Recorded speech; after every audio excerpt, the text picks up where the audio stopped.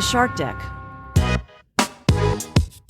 Man, am I procrastinating. Hi, I'm Johnny Mac with your daily comedy news. You see, I'm marathon training, humble brag, and this week, Hal Higdon, who's my guru, wants a 4-miler, 7, 4, a rest day, and then a 15. Now, after I record this podcast here, I'm going to go do the 7, but I have been taking my time, recorded a couple episodes of 5 Good News Stories. That's the podcast where I tell you 5 stories. They're all good news, wherever you get your shows.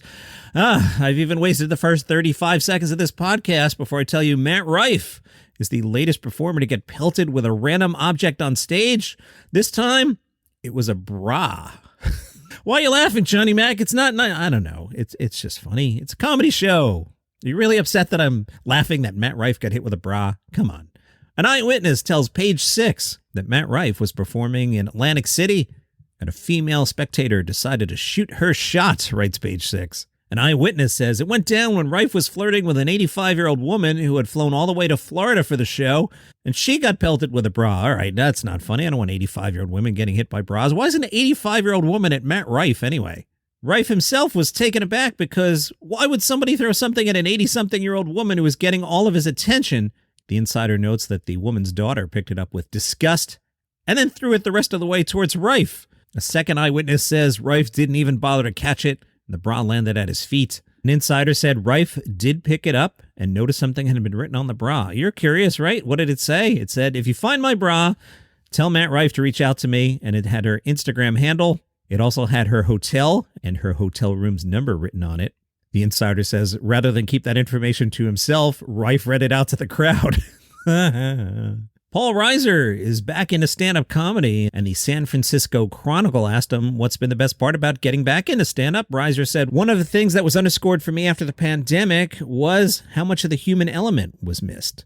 It's part of why I always love stand-up. I was reminded that human contact and interaction is irreplaceable. You can't get that in a movie. I don't personally feel like you can get it even in theater because there's a wall of fiction between you and the audience. I was rusty, as to be expected. There's no app that'll make you funnier, better, stronger, quicker. It's only going on night after night after night and doing it. Stand-up is technology proof. There's nothing you can do to be better other than doing it. He talked about his first time on stage. It was the summer of 1974, the summer after I was a freshman in college. I actually found a cassette of that act while cleaning out a closet recently. I had written first time ever on it, and it was 5 minutes, and I listened to it cringing, going, oh, I can't believe I had the audacity to go out and try and do that. But when you're so young, you're protected by a sort of embryo or shield of ignorance and naivete, so you have no idea that what you're doing is no good at all. On the other hand, I'd hate to look back and go, boy, I was much funnier at 18 than I am now.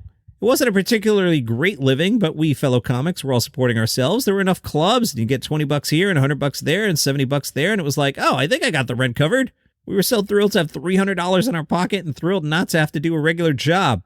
My goal was looking at George Carlin and Richard Pryor and Robert Klein and going, that's what I want to do. And then I stumbled into a casting office and I ended up in Diner. Then that got me on The Tonight Show. That gets me in Beverly Hills Cop. All these things happen sequentially on top of each other. So I was like, all right, I guess this is what's happening for me.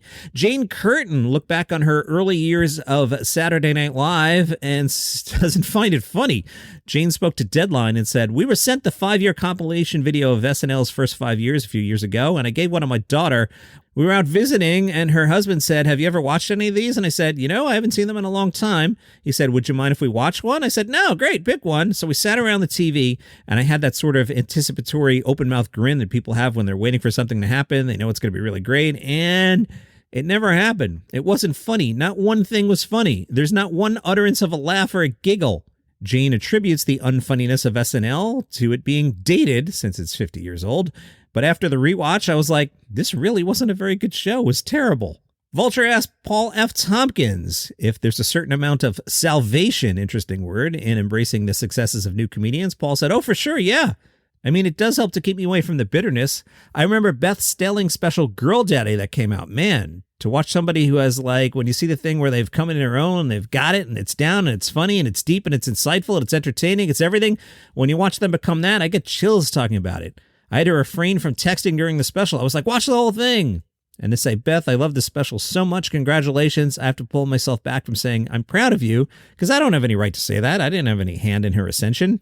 But I felt that way, I felt that pride to see somebody get to the point where it's like, you did it. You're so good. This is where you've cemented your status as one of the great comedians. When somebody puts out one of those hours that's unassailable, how can you not be excited by it? All right, Paul F. Tompkins, think of your own such a moment. Yeah, I think laboring under delusions. I worked so hard on that. And that was the special where I was like, this is me. This is who I am. This is the purest expression of me because it's funny, because it's personal, but it's silly. I worked really, really hard in keeping it tight and funny, and I wasn't afraid to go into the emotions of some of things. I wasn't afraid to be vulnerable. I think it was the best night of my career. I think that's safe to say. I love this next story. It's from the Times of Israel. Alex Edelman arrived at a senior living home for conversation about his solo Broadway show, Just for Us. You know, that's the one where Alex Edelman, who is a Jewish comedian, infiltrated a white supremacist meeting in Queens. I've told you about that one. So Edelman goes for the Q&A. One of the seniors asked him, "Where are you from?" "Massachusetts." "No, what part?" "Brookline." "No, what street?" So he told him what street. But the senior citizens had more questions. "Where did you go to camp?" "Seneca Lake." "Camp Yevna, a hockey camp, and a few others." "Where'd you go to college?" "NYU." "Did your parents ever want you to be a doctor or a lawyer?" Edelman said his father's a doctor, his mother's a lawyer, and they wanted me to be happy. Next question. "What does your shirt say?" Edelman said, "Jesus, the savior of a new generation," and it was written in the style of a Pepsi logo. That got silence. Senior citizen Maggie didn't like the show. She said, "He wasn't prepared. I thought he'd have something else to say. If we hadn't been asking our questions, I don't know what he would have talked about." Also, Maggie was offended by a mistake Edelman made. "He said my friend Alfred was 93. He's only 86. A TikTok comedian is going viral for a video where he explains multiple southern U.S. cities into quick, simpler terms for his California friend. For example, Austin is described as San Francisco, but barbecue and Joe Rogan. Houston is described as Texas Atlanta. He calls Birmingham, Alabama, Murder Atlanta. Wow. This TikTok has over 1.4 million views. People in the comments seem to agree with the Texas Atlanta joke, but one commenter pointed out one city is not mentioned and says, "This is San Antonio erasure."